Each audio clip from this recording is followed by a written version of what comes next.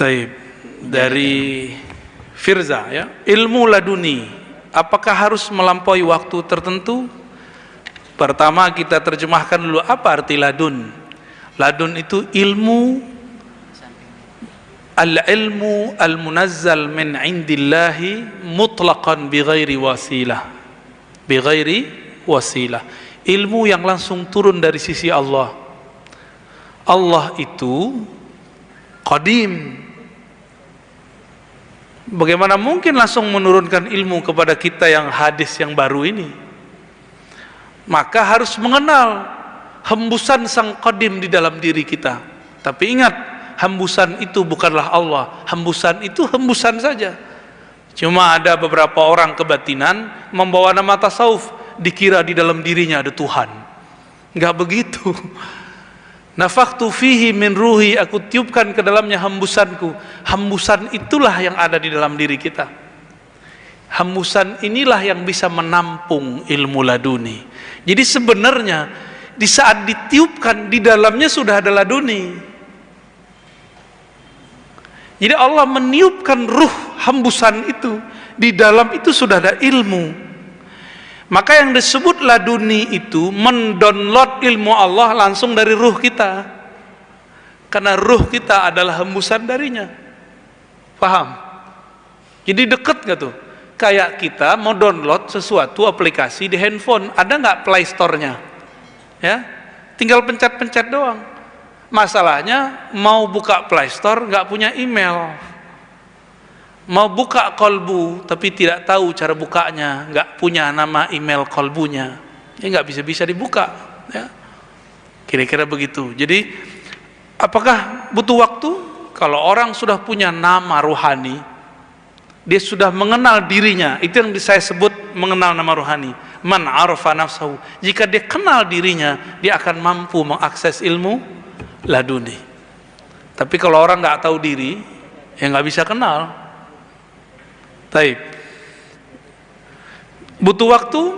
Enggak. Ilmu laduni itu turunnya detik per detik. 1 detik di dalam laduni sama dengan 70.000 ilmu di luar. Itulah maksud Nabi mengatakan 1 bab ilmu lebih afdol daripada 100 rakaat, 1000 rakaat.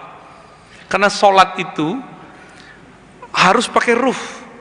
Ruh itu tempat turunnya laduni.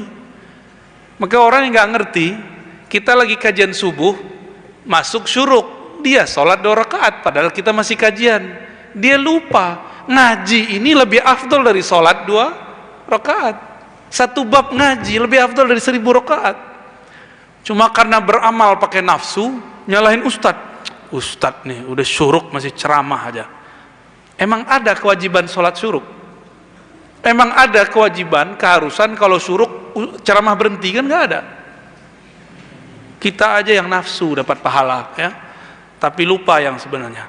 Cara menjaga keilmuan kepada para pemula, selain sanad, rajin membaca, zikir yang harus diawali sebelum belajar, apa yang standar? Cara menjaga ilmu gitu ya.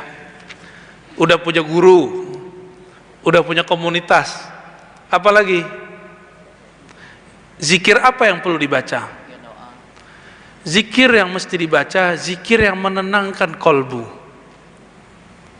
Kan ada zikir macam-macam. Zikir yang pakai angka-angka, itu biasanya kolbu nggak tenang. Jadi zikir yang nggak pakai angka lagi, zikirnya langsung terhunjam ke dalam kolbu. Zikir yang begini bisa membuat orang yang belajar bisa memahami sesuatu melebihi orang lain, karena kolbunya tenang. Orang yang tenang dapat menangkap sesuatu yang tidak ditangkap oleh orang gelisah. Ketenangan yang mutlak itu ada di ruh. Makanya ilmu laduni itu sesaat saja itu sama dengan 70.000 ilmu di luar. Sesaat dia dapat. Makanya Nabi Muhammad itu sesaat saja naik ke aras. Turun-turun sudah bawa semua pengetahuan alam semesta. Karena turunnya ke ruhani. Simbolnya tubuhnya dinaikkan. Padahal itu sebenarnya adalah cara Allah Subhanahu wa taala memberikan penjelasan, mau gimana pun asbab harus diambil. Asbab harus diambil. Jadi coba belajar zikir yang menenangkan kolbu.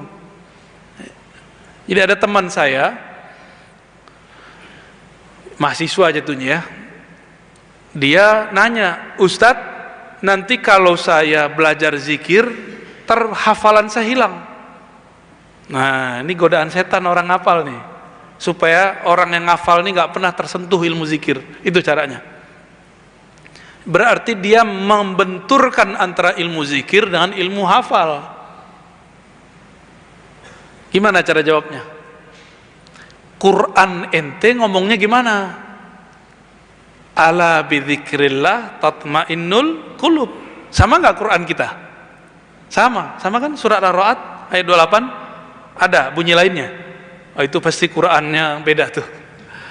Ketahuilah hanya dengan menyebut nama Allah kolbu jadi tenang. Orang baru bisa takrir cepat kalau kolbunya tenang. Jadi coba nih takrir lagi gelisah, bisa nggak? Nggak bisa. Dia ikutlah talqin zikir, belajarlah di zikir kolbu. Semenjak saat itu kalau mau ada khataman dia tidak perlu tergesa-gesa lagi. Dia cukup zikir sebentar, nanti dia ingat-ingat. Dan cara menghafalnya enak. Jadi takrir yang dimulai dari kolbu lebih cepat daripada takrir yang dimulai dari ro'yu, ya, pikiran. Capek kalau pakai ro'yu, biasa jadi ancaman. Ini bisa stroke, ini bisa lupa, ini bisa bercabang, ya. Apalagi antum nih ya, yang galau-galau ini, itu bentar-bentar udah hilang tuh. Jadi sebenarnya bukanlah maksiat yang bikin hafalan hilang, tapi pikiran bercabang. Maksiat itu salah satu yang bikin bercabang, gitu, ya. Bukan sekedar maksiatnya, tapi efek maksiat di pikiran itu. Maka Imam Syafi'i hilang hafalannya cuma dengan melihat aurat lawan jenis, karena waktu itu susah ngelihat aurat. Sekarang kita baru keluar, nggak perlu kita lihat lirik-lirik, dianterin itu ya. Mau gimana lagi? Ya, baru hafal kulhu langsung hilang. Nggak juga, nggak hilang-hilang kan kulhunya dari dulu, nggak hilang-hilang. Karena antum nggak pernah pecah fokusnya waktu baca kulhu, PD-nya bukan main ya. Kulhu Allah. Ya, jadi zikirlah zikir kolbu yang menenangkan hati, maka ilmu yang kita serap akan tersimpan dengan baik. Wallahu a'lam bishawab. Masih ada waktu. Assalamualaikum warahmatullahi Sambil berdiri wabarakatuh. Bapak, sambil berdiri. Ya. Wah, ini pertemuan yang pagi kedua. tadi udah nanya nih. Borong lagi nih. Ya. Begini, Ananda Ar-Razi.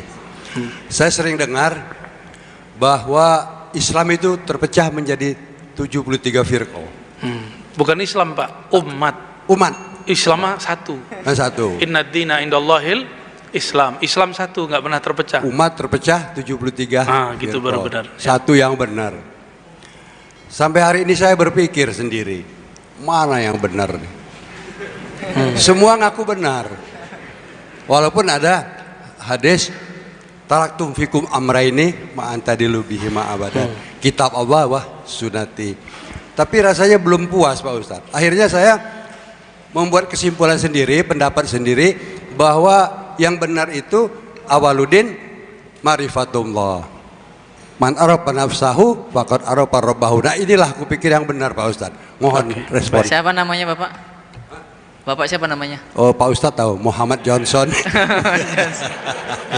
Itu artis itu ya. Iya, Dia artis. terkenal sendiri tuh. Muhammad Johnson. Ya, saya garis bawahi Islam cuma satu. Umat Islam yang berpecah-pecah. Terus kita sedih, ya sedih. Tapi itulah kehendak Allah. Dan Allah sendiri mengatakan ada 3 ayat minimal di Quran. Ya, dan Allah cuma mengandai-andaikan walau syaa rabbuka la ja'alahum ummatan wahidah. Berarti Allah nggak menginginkannya. Allah tidak menginginkan umat ini satu.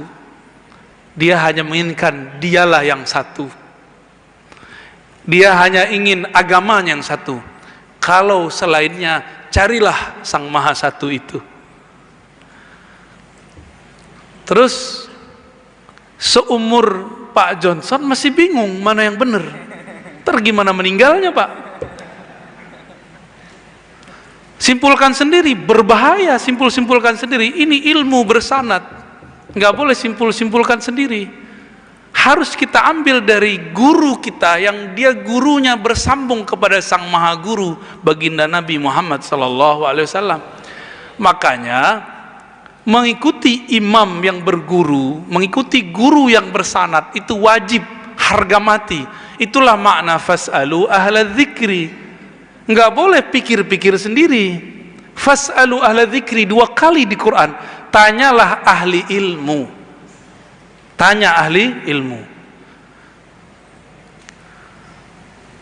Makanya kita perlu belajar sejarah untuk mengetahui akidah kita ini benar atau tidak. Makanya saya sering menukil kembali kisah Syekh Abdul Somad Palembani. Beliau puluhan tahun di Madinah, akidahnya Asy'ariyah. Walaupun yang tamat Madinah sekarang belum tentu Asy'ariyah. Ya kan beda masa, mau gimana lagi. Dituduhlah kita menghujat orang tamat Madinah. Ya enggak. Sahabat saya, teman saya, murid saya ada yang tamat Madinah. Ada Pak, ngaji ke orang tamat Ciputat. Karena dia sadar ilmu itu tidak di mana-mana, ilmu itu ada pada orang bersanad. Mau dia di Madinah, mau dia di Palembang, mau dia di Ciputat, mau dia di pelosok lahat. Kalau dia punya ilmu dan bersanad kepada Rasulullah, maka dialah madrasatul ilm, dialah pusat keilmuan. Jadi pusat ilmu itu bukan tempat bangunan yang bagus. Ntar kalau kita buka lagi nih rahasia Universitas Islam Madinah, antum kaget lagi. Yang ngomong tamatannya sendiri. Tapi nggak usah lah kita buka ya. Ntar tambah banyak yang kebakar ya. Ntar banyak yang suuzon sama kita nanti. Kita nggak ada benci sama siapa-siapa. Cuma dari tahun kapan mereka menghembuskan bahwa tamatan UIN IAIN itu liberal, benar nggak? Adil nggak begitu? Antum tamatan mana Tat? PTIQ ya, nah. PTIQ. Ya dosennya kan dosen UIN IAIN juga. Ya. Ini banyak kan di sini ada kan yang ustad-ustad pasti tamatan UIN IAIN, Stein. Antum itu disebut pemurtadan, korban pemurtadan di IAIN, UIN. Itu tulisan mereka dari dulu. Kita diam-diam aja sih dari dulu, nggak ada yang mau nanggapin. Saya tanya ke rektor, saya tanya ke profesor, Prof, kok nggak ada yang balas? Ngapain balasin orang bodoh gitu kata mereka. Ya. Cuma ini mereka ini kan sibuk di alam akademisinya, ilmiahnya, nggak sempat bahas, nggak sempat balas. Tapi di akar rumput banyak orang bertanya, Ustadz saya nggak mau masukin anak ke UIN IAIN, kenapa? Liberal. Liberal dari mana? Emang liberal artinya apa? Liberal itu istilah ekonomi, bukan istilah orang beragama. Itu tuh Jil, siapa yang bikin Jil? Ulil Absar Abdallah. Dia sekolahnya di Lipia. Gimana tuh? Repot nggak antum tuh? Tahu Lipia? Lipia Jakarta. Mahat bin Suud punya Saudi juga. Sekarang beliau sudah ganti haluan. Suka tasawuf dia ya. Gitu ya. Jadi jangan dipikir-pikir sendiri Pak. Kita carilah orang bersanad. Dulu siapa imam kita almarhum sini dulu? Kiai Nawawi ya. Ya kan nyambung nanti ke Kezen. Kezen kepada siapa ayahanda beliau? Muhammad Azhari apa Jauhari? Azhari. Terus ke atas kan nyambung semua. Nyambungnya dan porosnya semua ke ulama Madinah, ulama Mekah Madinah. Begitu aja putar-putar. Nanti ke Mesir Zakaria Al-Ansari, balik lagi. Begitu aja muter sampai kepada imam-imam kita itu. Jadi gini, Pak Johnson. Kalau Pak Johnson ini ngaku keturunan kerajaan Kesultanan Palembang, pembuktiannya gimana? Nasab. Sama. Kalau saya ngaku Ahlus Sunnah, saya tunjukkan nih nasab saya, ini sanad saya. Ngaku saja Ahlus Sunnah, ngaku saja salaf, tunjukkan aja sanadnya. Mereka kan tidak hormat ke ilmu sanad, malah ngejek ilmu sanad. Itu aja sudah gagal. Ya, gimana mau bisa paham? Ya, sanad tuh nggak penting. Yang nggak penting itu ketika bersanad cuma ngambil ijazah tapi tidak ngambil ilmunya. Kita sudah ngerti semua. Ustadz-ustadznya lebih paham dari antum lah. Sanad itu ada sanad ijazah, tabarukan, ngambil berkah. Ada tafakuhan, ada mendalami, maka disebut riwayat dan dirayat. Ngerti semua kok mereka ini. Ya. Udah belum? Udah, Ustaz.